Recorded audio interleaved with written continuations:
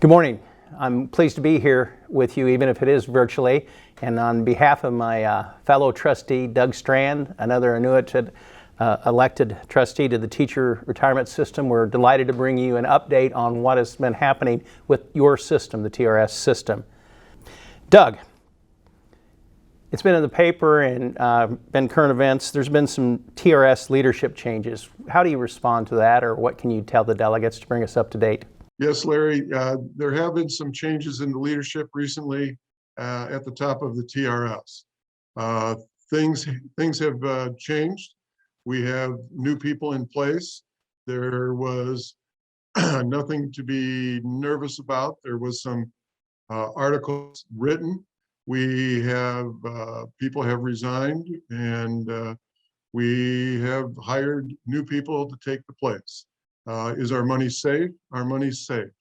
We have a new executive director, Stan Rupnick, who is well qualified, who has been the chief investment officer for a lot of years. He's been with TRS for over 18 years.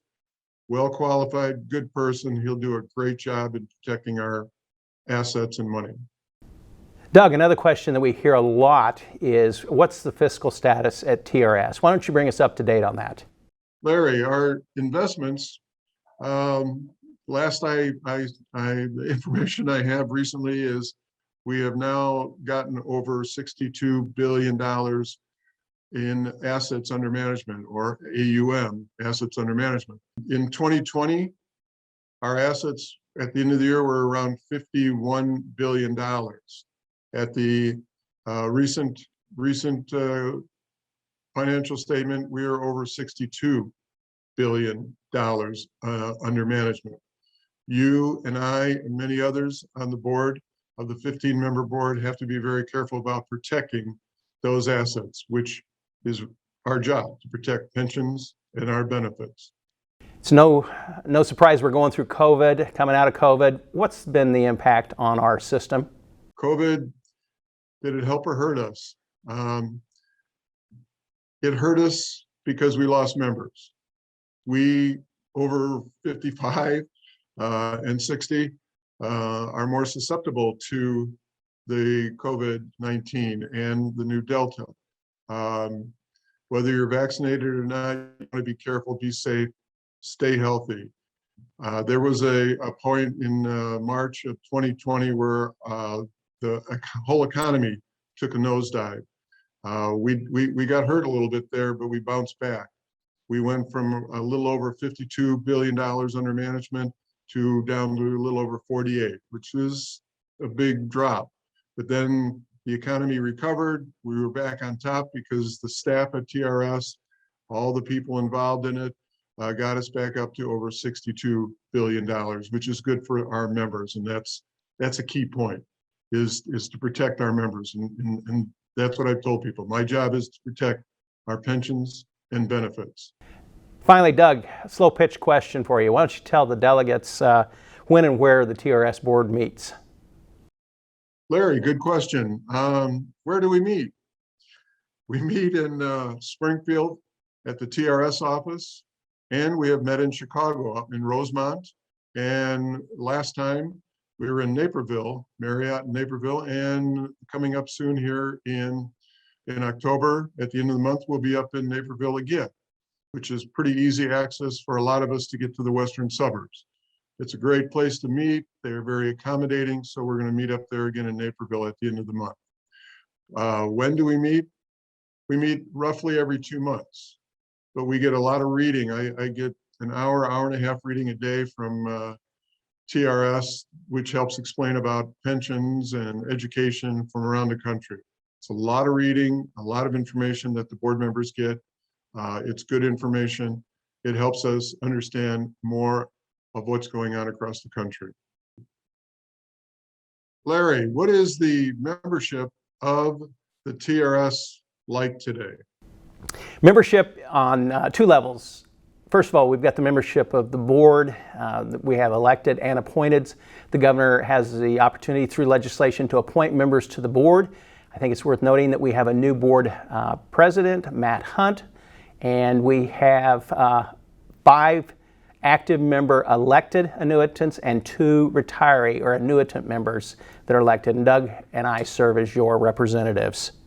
Membership also to TRS is important because of the members we serve, and there are basically 3 categories that total over 400,000 members within the system. And we can break it down. The group we're most familiar with is us, the retirees or the annuitants.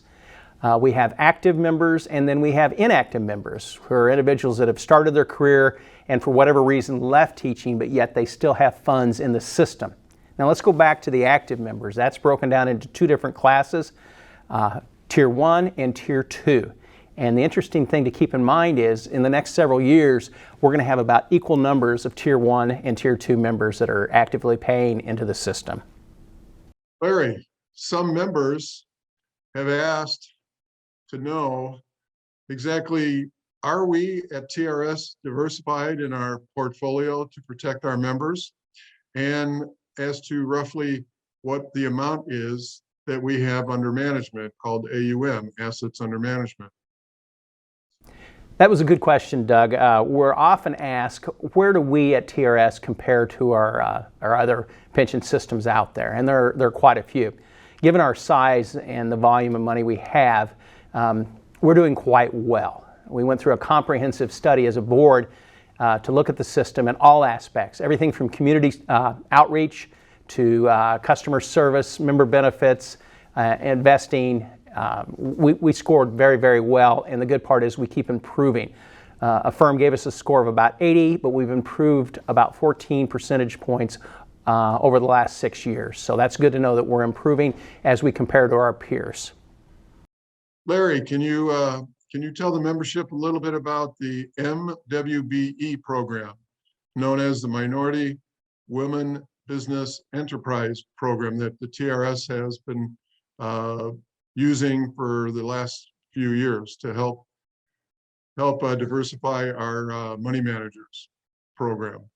One of the interesting things is we pick, as an investment staff and a board, select partners to invest with, managers of funds in different categories.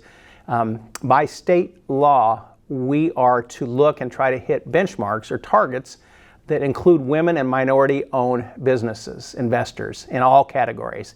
And that puts us kind of as an outlier in being proactive in doing that. We're finding many other states are looking towards Illinois to try to have that type of investment strategies. And it has proven to be, as a return percentage, quite successful. So we're proud of that fact. You've had some good questions for me today, Doug. And to the delegates, enjoy your convention, and I look forward to the time when we can get out and about and start seeing each other.